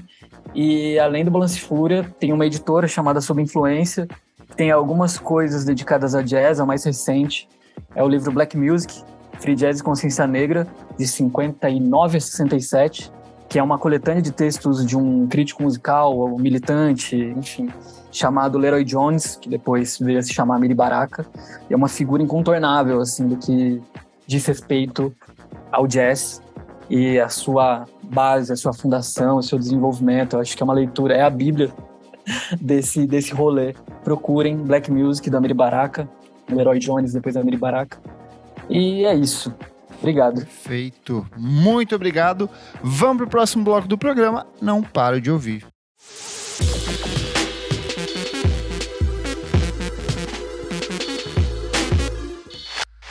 Segundo bloco do programa, Isadora Almeida, o que é esse bloco bloclístico blocoso? Blocado. Kleber Fati, nesse bloco a gente traz as novidades, o que a gente não para de ouvir. E não me pergunta agora, porque eu não lembro qual é a minha dica da semana. Mas não precisa dizer, porque nós temos disco da semana. Ah, é verdade, lembrei já. Pronto, vamos compartilhar aqui, ó. Porque Ana Frango Elétrico lançou Me Chama de Gato, que eu sou sua. A gente que tava achando, nossa, já chegamos em outubro, não tem nada mais relevante pra sair. E veio esse trabalho sensacional, disco que transita ali pela música brasileira dos anos 70, 80. Tem muito da relação de Ana com a música brasileira, assim, uma homenagem à música brasileira. Eu tive a oportunidade de bater um papo com Ana falando sobre esse disco. Então logo mais chega aí na sua timeline, no Por Trás do Disco. Nossos madrinhos já ouviram. Mas que álbum fantástico, né? Nossa, muito eu achei bom. Sensacional, assim. Eu sei lá, pelos singles acho que a gente já esperava que seria bom, mas eu não achei que seria tão bom assim. Ainda mais depois de um disco, o Electric Chicken Heart, que meio que dominou tudo, né? No ano que saiu. Sei lá, esse disco fudido, assim, é muito bom. Então, gente, eu gostei bastante do álbum, eu não tinha ouvido anteriormente. Então, assim, eu tô ainda absorvendo o que existe nele, mas eu gostei bastante das guitarras, principalmente. A música Nuvem Vermelha, gostei muito. Linda. E eu tinha visto no show do Batata Boy, que teve aqui em São Paulo, na Abona. Ana participou do show e cantou essa música pela primeira vez. E foi bem interessante. Dá pra ver que tem umas experimentações, assim. E, ao mesmo tempo, também, eu achei que tem uma tristeza nesse álbum. Mas, como conversei com a Ana, não tem tristeza nesse álbum. Ele é um disco de término que não é pra ser triste. Tipo, a capa é feita pela ex-namorada, tem toda uma atmosfera melancólica, mas a ideia não era que seja um disco triste, É meio um disco celebrar, de celebração. sim. Tá, entendi. Não, Tem a faz... melancolia, mas não é pra atender a isso, assim. Sim. Super faz sentido agora que você tá falando. Enfim, mas eu também... eu sei que Ana perdeu um amigão que fazia capas dos trabalhos, enfim. Então, no pacote mesmo gráfico vem, né, que o álbum é dedicado ao Caio. E eu não sei se por saber e por ter uma pequena conexão, eu senti um pouco disso. Principalmente na música Doutor Sabe Tudo. Ai, que é uma enfim. versão do Rubinho Jacobina, de um disco excelente dele de 2004. Assim, Que eu achei é a ótima. música de abertura do Rubinho Jacobina. Não sabia. Achei muito, muito legal. Inclusive, esse disco é o que mais tem versões e releituras para obra de outros artistas. Sim, Só que Ana mesmo comentou que é o trabalho mais pessoal que já lançou. Então, tá. assim, fantástico. Debaixo do Pano, que é da Sofia Chablau, né? Que já tinha saído, que eu achei interessante. Eu ainda gosto mais da versão da Sofia Chablau. Também. Mas eu achei bem legal a ter uma releitura, assim, né? Assim como o Zé Ibarra também fez uma releitura de Hello esse ano, da Sofia Chablau. Enfim, achei um álbum interessante. Renan Guerra. Eu só ouvi uma vez, gente. Não tenho nada pra dizer. Não tenho nada pra acrescentar, não. Então, já que você só ouviu uma vez, o que você traz de discas essa semana, Renan Guerra? Bom, vamos lá. Singles. Julieta Venegas lançou um single chamado Dame Una Oportunidade. Era uma faixa que ela tinha gravado pro último disco que ela lançou, mas ficou de fora. Ela lançou agora como single extra, bem pop perfection para garotas latinas, então podem ouvir. Manhana se uniu ao João Gomes, ela já vinha com esse projeto que ela estava cantando João Gomes, e agora ela faz um dueto com ele em Meu Pedaço de Pecado, que é uma música que tá na trilha sonora da novela Elas por Elas, da Globo. Achei bem interessante o encontro dos dois. Eu conversei com a Manhana há um tempo atrás na revista Nós, então vocês podem procurar aí que vocês vão encontrar facinho, e é bem interessante o que ela fala sobre esse projeto. Alex Winston, eu já tinha falado dela por aqui esses tempos, ela retornou esse ano, ela tá preparando um novo disco, e ela lançou mais um single que eu gostei bastante, Where My Cowboys At. É um trabalho bem desse pop meio esquisitinho que ela faz, que eu acho super interessante. Eu gosto bastante da Alex Winston e tô curiosa por este disco novo que ela vai lançar, então vale a pena conferir. Nomes que eu não ouvia faz uns 10 anos já. Eu fiquei muito surpreso quando ela voltou esse ano, porque eu pensei que ela tinha desistido da carreira. E aí ela realmente voltou e agora ela tá trabalhando. Mas ela ficou vários anos produzindo essas canções, tanto que ela falou que esse single parece que ela já tinha escrito há muitos anos atrás. E aí ela nem sabia que esse single ia dar origem pra esse disco, mas enfim, agora ela tá colocando isso pro mundo. Quem também lançou single foi um artista brasileiro chamado Mansur. Ele lançou uma faixa chamada Tabu. Ele tá preparando o primeiro álbum dele, chamado Último Ano Adolescente. Vai sair agora no dia 27/10, essa semana. Mas ainda não vi o disco, então vou deixar o single aqui que eu gostei bastante. Tem uma coisa meio R&B, meio dance music dos anos 90. Assim, uma coisa bem curiosa, achei bem legal. Então vale a pena conferir Mansur Tabu. E você quebrou esse tabu? Sempre quebradinho em pedaços. De discos, EPs, essas coisas todas, a Gabi Amarantos lançou um EP de remixes chamado Pirarucu. Eu acho que tem algumas coisas boas, outras ruins. Nem sempre acertam-se as coisas ali. Quando o Pirarucu acerta muito bem. E eu acho que o grande destaque pra mim é o encontro da Gabi Amaranto com as Irmãs de Pau em Pau de Selfie, que eu acho que tem super a ver com essa coisa, essa estética periférica, essa coisa de conversar com outras sonoridades que vêm da periferia de uma forma que tem a ver com a história da Gabi. Eu acho muito interessante que ela se conecte com artistas jovens como as Irmãs de Pau. Quem lançou EP também, que é tipo uma sequência, é o Gole Seco, que é uma banda que eu já venho falando aqui. Elas lançaram o lado B. Eu sou contra esse tipo de lançamento, que eu já falei isso Também lá quando a Bala Desejo lançou, que era tipo, lá do A, lá do B. Foda-se, gente, fica ruim pra gente ouvir no aplicativo. Sim, eu prefiro sim. que o disco fique inteiro lá e eu ouço ele de uma Sim. vez só. Não gosto assim, separado, porque não tem sentido. Pra Acho quê? Não sei. criminoso. Mas enfim, é bem legal essa segunda parte. Tem participação o grupo, pra relembrar pra vocês, é um grupo vocal formado pela Gil de Castro, a Loreta Colucci, a Natália Alvim e a Niwa. E nessa segunda parte tem participação da Jadissa no trabalho todo ali de construção do trabalho.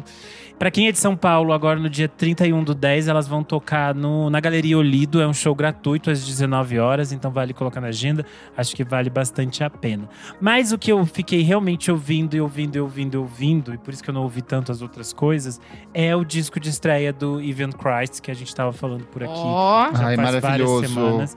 Revanchist, eu achei assim absurdo. quero ouvir. Como eu tinha falado anteriormente aqui, é um trabalho dele de pesquisa em torno da trance music e como esse gênero se modifica em diferentes frentes, em diferentes possibilidades.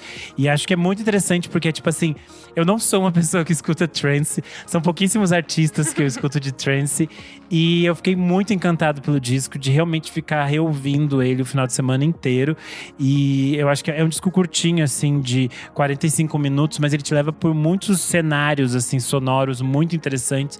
Então acho que vale super a pena ouvir. Pra quem não lembra, o Evan Christ é um artista que já tá aí há muito tempo. Ele só tá lançando o disco de estreia agora, mas ele trabalhou com nomes como Kanye West, fez muitas coisas, já veio até pro Safado. Brasil, já fez produção de coisas muito interessantes. Eu acho que vale a pena conhecer o trabalho dele. Excelente. Isadora Almeida.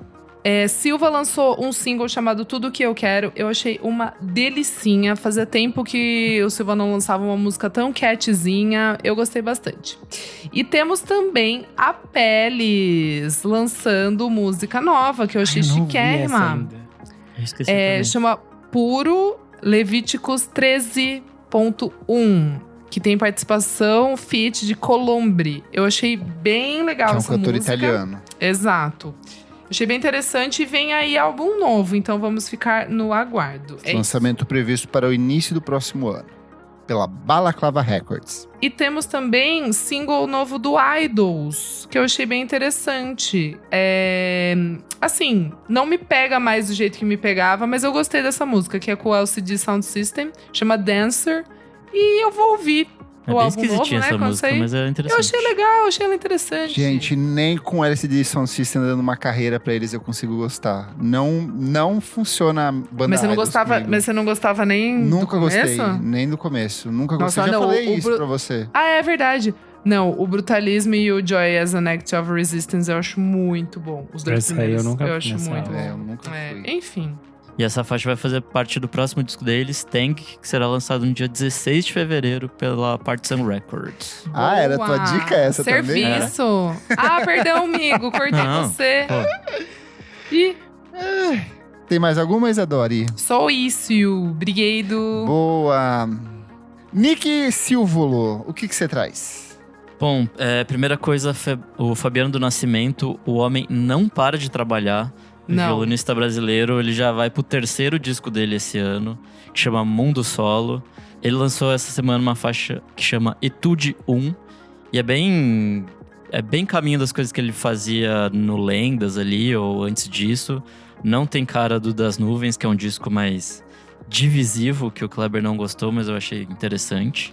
Gente, nota 6 não quer dizer que eu não gostei. Só um disco aquém do esperado. Só pra mim. sou crítica. É. Enfim, Mundo Solo vai ser lançado no dia 24 de novembro pelo Far Out Recordings. Minha próxima dica é o Bad Bad Not Good, com a Charlotte Day Wilson. E é muito Ai, boa, muito esqueci bom. de dar. Muito Essa boa. música é bonitíssima, porra. É Belíssima. encontro que a gente já viu várias vezes, mas que nunca cansa, né? A instrumentação maravilhosa deles com a voz maravilhosa dela. Letra bonita, Muito enfim. boa. Minha próxima dica é o Lado Negro com LFO. Eu achei que teria alguma coisa a ver boa. com sintetizador, mas não. É só um acrônimo para Lupe Fines Oliveiros. Mas São- tem tudo a ver com sintetizador, sim. A inspiração são dois compositores que ele gosta, né? Então, Mas Tipo, a não é- inspiração pro disco, que é o Phasor, que sai no dia 9/2/2024 pela 4AD, é de uma experiência que ele teve num sintetizador que é uma instalação dentro de uma universidade. Ele mistura elementos analógicos e digitais. E foi a partir disso que ele quis fazer coisas mais experimentais para dentro desse disco. e, enfim, vem acompanhado com um clipe meio maluco. Tá bem divertido essa faixa. É muito boa. Minha próxima dica é uma bandinha nova que chama Michelle, em caixa alta. A música deles chama Glow. É uma coisa entre Men I Trust e Haim, um coletivo de Nova York de 4 Eu minas. amo eles são, tipo, elas são todas lindas, os clipes são sempre perfeitos. Não sabia que elas tinham lançado coisa. A gente torava todos os clipes delas na pandemia, a gente queria ser igual a elas. Nossa, amigo, Verdade. eu conhecia zero. Eu achei muito interessante essa música. É tipo super pop, super divertido.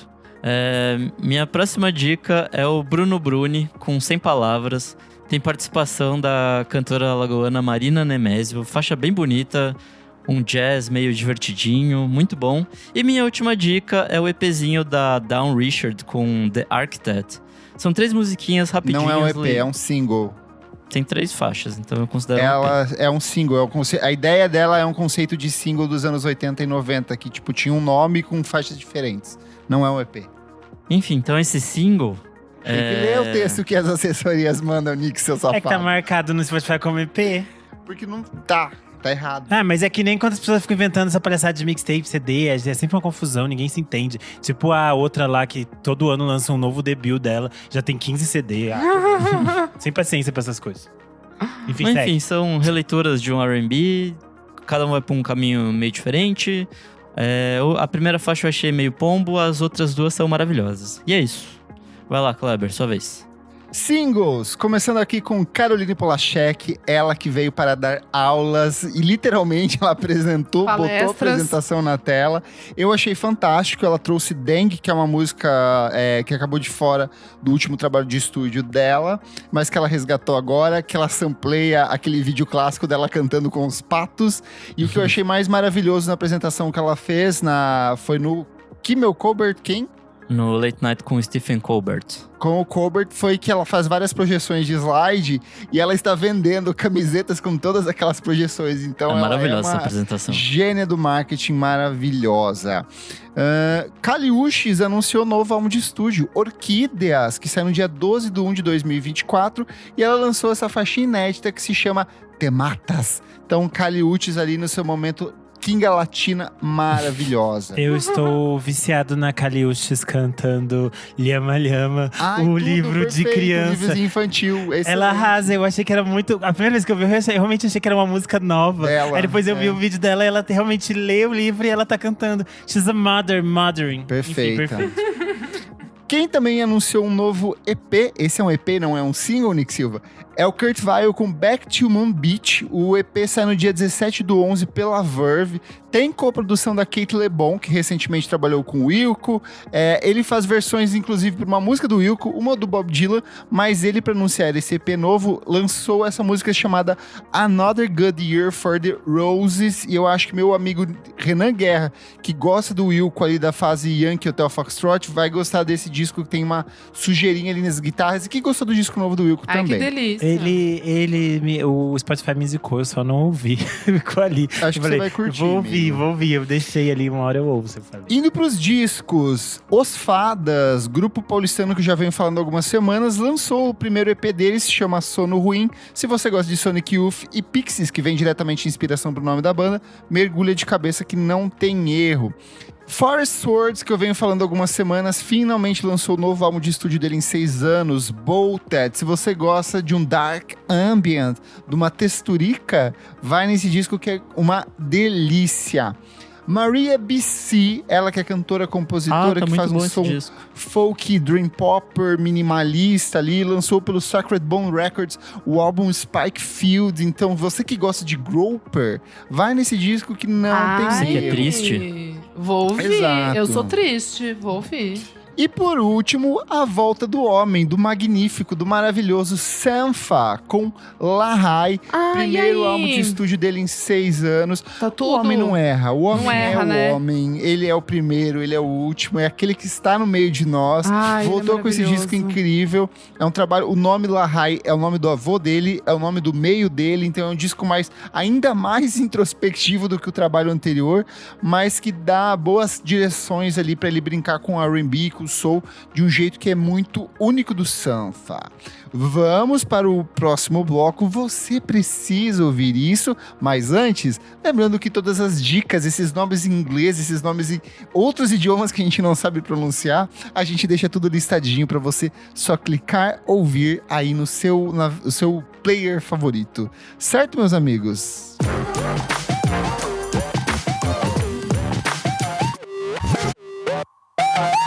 Chegamos ao nosso terceiro e último bloco. Você precisa ouvir isso, meu amigo Nick Silva. O que é este bloco? Nesse bloco a gente dá dicas de coisas atemporais que podem ser qualquer coisa. E o que trazes para nós hoje? Bom, vou falar rapidinho, porque na real é que eu não tenho dica, então a única coisa que eu tô assistindo Sempre é Loki. requentando dica, cara. Eu passo mal. Enfim, eu tô achando interessante essa segunda temporada. É continuação, todo mundo já sabe o que esperar. E é isso, né? É um Ouroboros, então é isso. Loki segunda Que temporada. dicas são essas, hein? É, gata. Vamos lá. Meu amigo Kleber, qual é a sua outra dica além dessa? Bom, a minha dica é não assista Loki, que tá muito chata essa segunda temporada. Marvel está sendo cagada. Mas eu tinha uma dívida como um otaku, como um fã de cultura japonesa, das animações, que eu nunca tinha assistido Hunter x Hunter. Eu lembro de começar a ler alguns dos mangás. Eu assisti alguns trechos quando passava, acho que na Play TV, há milhões de anos atrás. E agora eu descobri que tem completinho todas as temporadas dubladas em português brasileiro na Pluto TV, que é aquele app que eu já falei aqui que você pode assistir tudo sem pagar nada. Você paga apenas assistindo os comerciais que eles colocam ali. E tem completinhas, 3 temporadas. Eu estou de férias, então estou vivendo para ver Hunter x Hunter. É do mesmo criador do Yu Yu Hakusho. Então, se você gosta assim, de um anime altas aventuras, vai fundo. Anime porradeiro. É porradeiro, mas tem muita aventura, tem uma estética muito interessante. Então, tenho gostado demais. Maravilha. Minha amiga Isadora, o que trazes de dica hoje? Então, gente, filminho bomba de romance, bobeirinha pra esvaziar a cabeça. Amor à Primeira Vista, está na Netflix. Tem a chata da Jamila Jamil. Mentira que você vai recomendar um filme dela. Não é dela. Ela não é você que é a maior protagonista. Porque você hater falou da o nome Jamila dela, sendo que Jamil. o filme tem simplesmente a Hailey Lou Richardson. Então, e daí você começa falando que tem a exato. Jamila Jamil. Nobody cares for Jamila Jamil. É o disclaimer, caralho. Mas tem a Hailey Lou, que é fofíssima. Ela é protagonista. Vamos lá, Kleber, presta atenção, hein? Ai, Vou ler quero pra muito você. saber esse plot. Me conta, Isadora. Em um voo para Londres, 2 estranhos sentem uma conexão, mas logo se perdem no aeroporto. O reencontro parece impossível, só que o amor desafia todas as probabilidades. Gente, é filminho bobo pra esvaziar a cabeça, uma delicinha. Eu adorei, é isso. Tá no Netflix. Eu vou ver, que eu amo a Hailey Lou Richardson. Ela é fofíssima. E você, meu amigo Renan Guerra, nossa garotinha sacolinha da MUBI, o que você traz hoje? Bom, eu fiquei um pouco maluca num negócio, fiquei meio psicótica. Disclaimer. Desde o ano passado, a Balenciaga passou por um rebranding depois de todas as polêmicas que eles se envolveram com as campanhas, que eram problemáticas. E aí o Demna voltou pra, refletir, né? Estamos só fazendo polêmica, vamos ter bom senso aqui e fazer uma coisa séria. E aí o desfile de verão desse ano já tinha me encantado muito com aquelas imagens da Amanda Lepore andando meio alienígena, uma coisa incrível. E aí eu fiquei muito viciado na trilha sonora do espetáculo. Desde 2017, quem faz a trilha sonora é o Loic Gomes, que é o marido do Demna. Ele assina como BFR ND, e ele vem produzindo as coisas da Balenciaga já faz alguns anos. Ele que produz todas essas coisas de hard techno, todas essas coisas que aparecem nas trilhas da Balenciaga, que a gente já tá meio acostumado. Para a produção desse desfile específico, ele criou um projeto musical chamado Zone Interdite, que foi o início. Ele começa como uma peça orquestral que tem participação da Paris Mozart Orchestra, e depois ele vira no final um grande hard techno muito pesado. Só que todo esse processo da música é acompanhado por um monólogo lido pela Isabelle Huppert, que agora ela virou a garota propaganda da Balenciaga. E aí ela fica lendo um texto sobre umas instruções de como se fazer um casaco, um blazer, um negócio assim. E aí tem a voz dela e fica essa batida pesada de techno em cima. É super interessante.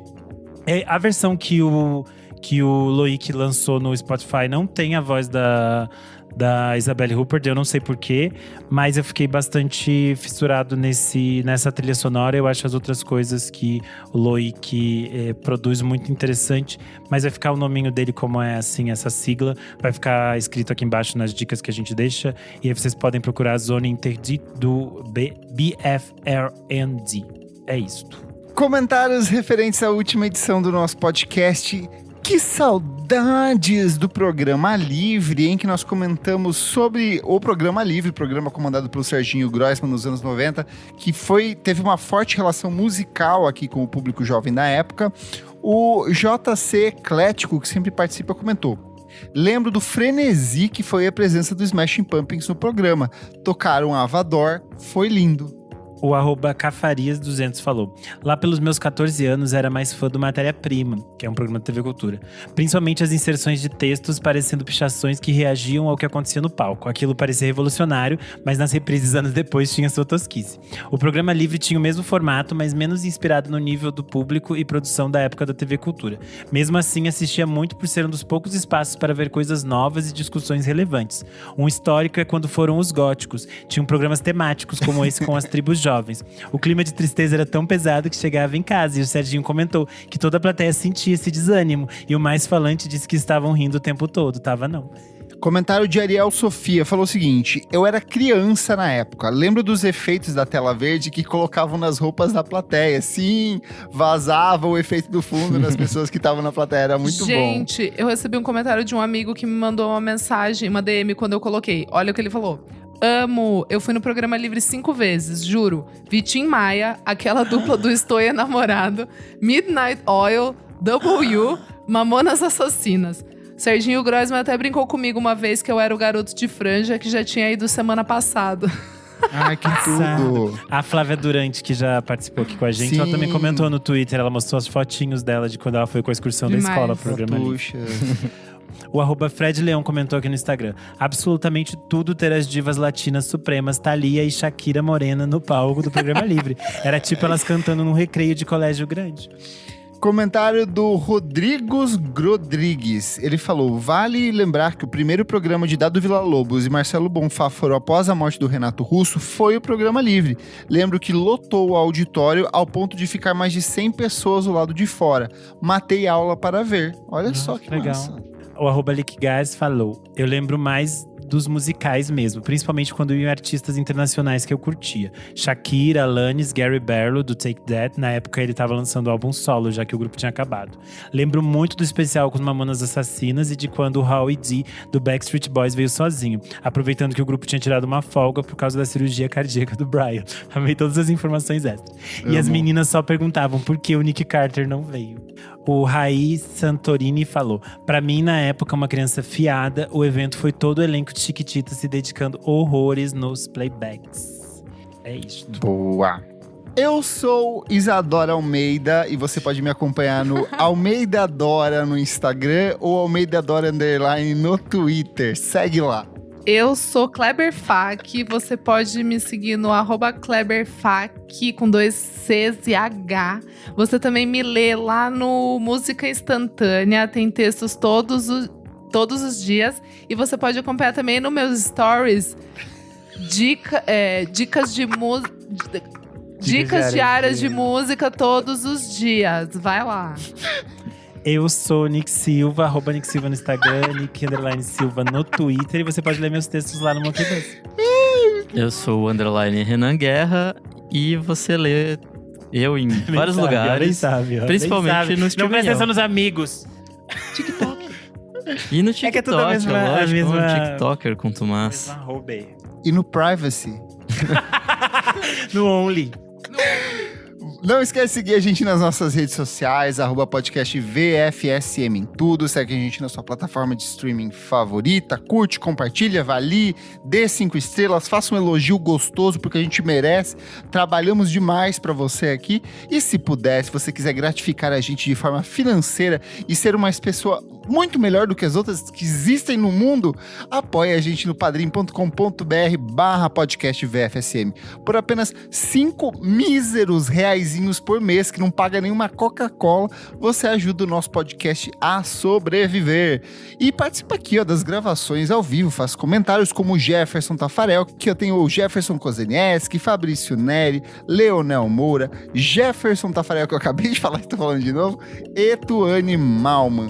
Muito obrigado pela sua audiência e até a próxima edição do nosso podcast. Tchau, tchau, tchau, tchau, tchau. Tchau.